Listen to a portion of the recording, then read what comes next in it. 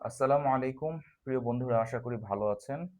দেশ বিদেশ দূর দূরান্ত থেকে যে যেখান থেকে দেখছেন আমাদের ভিডিওটিতে একটি লাইক দিয়ে দিবেন এবং কমেন্ট করে জানাবেন কেমন লাগছে ভিডিওগুলো। বন্ধুরা, আজকে সংসার জীবন নিয়ে কিছু কথা বলবো এবং আমার ওয়াইফ আছে আমার সাথে, তিনিও কিছু কথা বলবেন। হ্যাঁ, বলো। সংসার আসল জীবনে আসলে ম্যাক্সিমাম ঝগড়াঝাটি কেন হয়? একদম ম্যাক্সিমাম যে জিনিসগুলো আছে সেগুলো বলবা, কোনো ধরনের কোনো মানে কি বলে আর্টিফিশিয়াল কোনো কিছু বলবো না। আসসালামু আলাইকুম রহমতুল্লাহি বারাকাতুহ। আসলে সংসারে বেশি ঝগড়াঝাটি এগুলো হয় হচ্ছে প্রথমত শয়তানের ওয়াসওয়াসায় হয়। হুম। আর আমরা হচ্ছে শয়তানের ওয়াসওয়াসা এক, তারপর? হ্যাঁ, দ্বিতীয়ত মেয়েরা যারা বেশিরভাগ হচ্ছে মেয়েদের ভিতরে এমনি সব মেয়েদের ভিতরেই ওভার থিংকিং জিনিসটা আছে। হ্যাঁ। ওভার থিংকিং এর কারণে হয় যে বেশি ভাবতেছে, হুম। ফ্রাস্ট্রেশন এর কারণে হয়। হুম। তারপরে হচ্ছে তোমার উম যারা হচ্ছে খুব ফ্রাস্ট্রেশন এ ভুগে যে আল্লাহ আমি কি করব? ফ্রাস্ট্রেশনে কেন ভোগে? ফ্রাস্ট্রেশন এ ভুগে এই কারণে যে অ্যাকচুয়ালি ওরা তো ইনকাম করতেছে না এমনি। হুম। আ ওরা ভাবে যে আমি তো ডিপেন্ডেন্ট আমার হাসব্যান্ডের উপর। আমার হাসব্যান্ড যদি কিছু না করতে পারে হুম। তাহলে কি করব? কিভাবে চলবো? আমি যদি ইনকাম করতাম তাহলে এই জিনিসটা হইতো না বা এরকম একটা সিচুয়েশন হয়তো আসতো না। হুম। আমার খালি হাসব্যান্ডের উপর ডিপেন্ডেন্ট হওয়া হওয়া লাগতো না। হুম। আমার বাচ্চাদের সমস্যা হইতেছে, ওরাও এরকম সমস্যায় ভুগতো না। হুম। এইসব বিভিন্ন জিনিস ভাইবা ফ্রাস্ট্রেশন এ ভুগে। আর তো হচ্ছে তোমার আম শরীরের বিভিন্ন সমস্যার থেকেও এগুলো হয়। এই যে ফ্রাস্ট্রেশনটা তোমার শরীর অসুস্থতার কারণেও আসে এগুলো। মাসিক-টাসিক এইসব বিষয়ের কথা বলতেছো? হ্যাঁ, এগুলো তো আছেই। তোমার পিরিয়ড এর সমস্যা তো আছেই। হুম। হাইজ এর প্রবলেমটা তো আছেই আরকি। এখন তোমার হচ্ছে বিষয় হচ্ছে এই যে ও দিন আবার আরেকটা আছে, এটা আমি ভুলে গেছি। এটা হচ্ছে এটা আবার আমাদের ভিতরে নাই আলহামদুলিল্লাহ।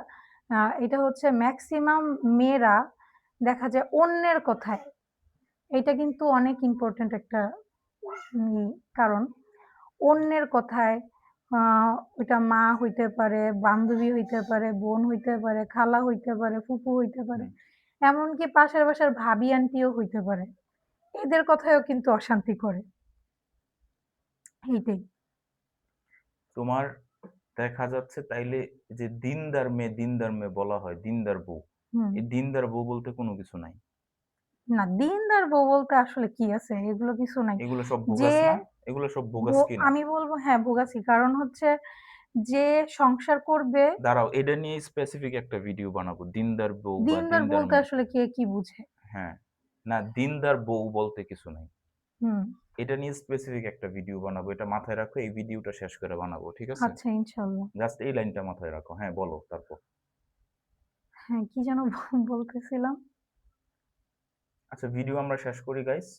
আপনারা একটু সাপোর্ট করবেন। অসংখ্য ইম্পোর্টেন্ট টপিক আসবে এভাবে, যেখানে কিনা শুধুমাত্র আমাদের ব্যক্তিগত জীবন নয়, এটা আসলে আ দিনদার নামে যে একটা মানে ভুয়া, বোগাস একটা জিনিস আপনাদের খাওয়ানো হইছে, এটা নিয়ে আওয়াজ তোলা উচিত। দিনদার বলতে কোনো কিছু নাই। সব হচ্ছে আপনার কাজ, আপনার ধৈর্য, আপনার ক্রিয়েটিভিটি। আর যেকোনো মানুষ যেকোনো সময় ধৈর্যশীল হইতে পারে, যেকোনো মানুষ যেকোনো সময় ধৈর্যহারা হইতে পারে। কথাটা মনে রাখবেন। আর দেয়ার ইজ নো দিনদার। সব হচ্ছে আপনার ওয়ার্ক। রাসূল সাল্লাল্লাহু আলাইহি ওয়াসাল্লাম সবসময় কাজের প্রতি ফোকাস দিয়েছেন। তিনি কখনোই দিনদারিত্ব বলতে কি জিনিস? আপনি কাজ করবেন না দিনদার করবেন। দেখা গেছে আমি দোনোজনের কথাই বলতেছি। হাসব্যান্ড ওয়াইফ উভয়ের কথাই বলতেছি। একদিক দিয়ে দেখা গেছে ওয়াইফ কাজ করে মরে যাইতেছে। আরেক দিক দিয়ে দেখা গেছে জামাই কিছুই করতেছে না। আবার অন্য আরেকটা ওপিটও আছে যে জামাই কাজ করে মরে যেতেছে, আপনার বউ কাজ করতেছে না। ঠিক আছে? জামাই কাজ করতেছে, এখন বউরে যখন কিছু কয় তখন কয় যে, "আমার জামাই বলে দিনদার।" এখন দিনদার হইছে দেখে কি বেটায় কাজ করতে মরে যাবো নাকি?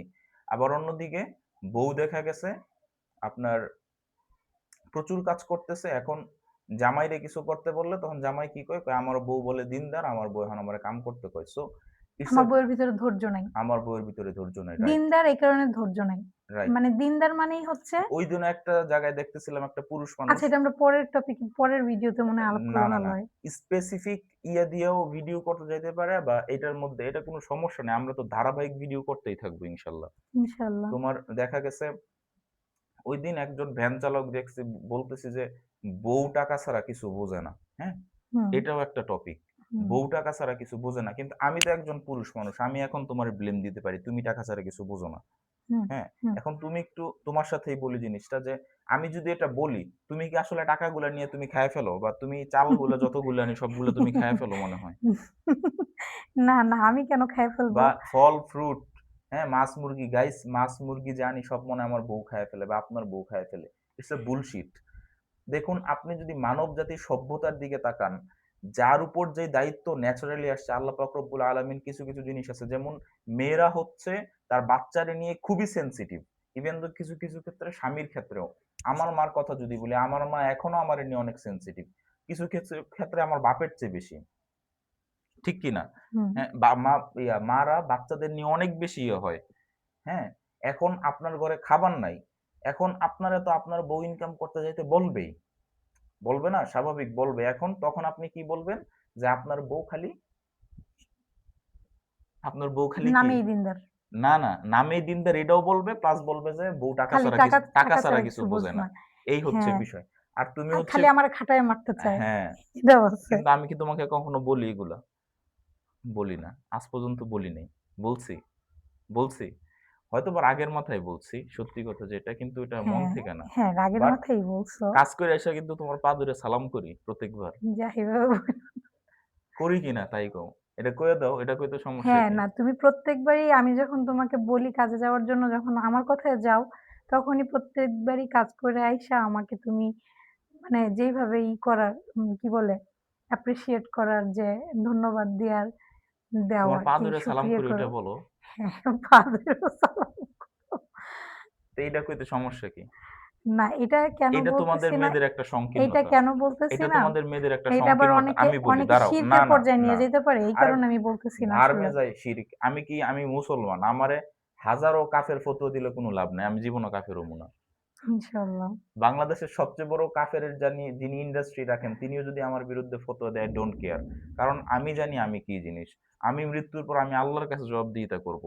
ধরো হ্যাঁ, এই যে তোমারে নিয়ে ভিডিও বানাচ্ছে এটা নিয়ে অনেক ফতোয়াবাজি হবে। হবে তো। খোদ আমার ফ্যামিলি মেম্বাররা আমার বিরুদ্ধে ফতোয়াবাজি করবে। এখন কি হইছে ভাই? আমি আমার বউরে নিয়ে ভিডিও বানাচ্ছি। আমার বউ তো বেপরদা অবস্থায় নাই এক। তারপর হচ্ছে আমি আজকে খায়া থাকি না খেয়ে থাকি আমারে তো কেউ একটা ফোন দিয়ে জিজ্ঞেস করতেছে না। সো আমরা যদি ভালো কিছু করার ট্রাই করি এটা নিয়ে কেন ফতোয়াবাজি হবে? I don't know. ভালো থাকবেন, সাপোর্ট করবেন। আসসালামু আলাইকুম।